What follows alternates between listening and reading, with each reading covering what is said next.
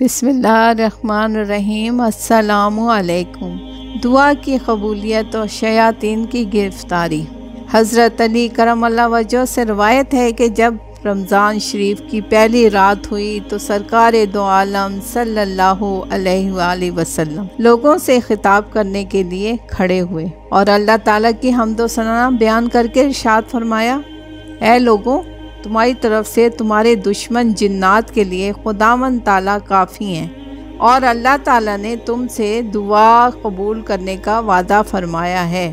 چنانچہ کلام پاک میں ارشاد ہے، مجھ سے دعا مانگو، میں تمہاری دعا قبول کروں گا۔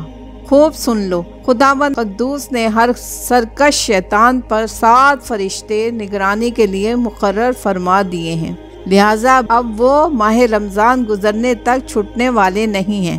اور یہ بھی سن لو، رمضان شریف کی پہلی رات سے آخری رات تک کے لیے آسمان کے دروازے کھلے ہوئے ہیں اور اس مہینے میں دعا قبول ہوتی ہے۔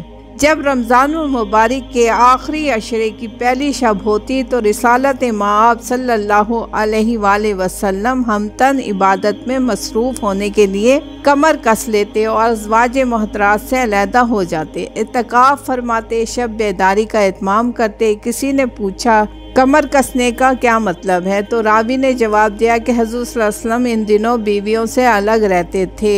جزاک اللہ۔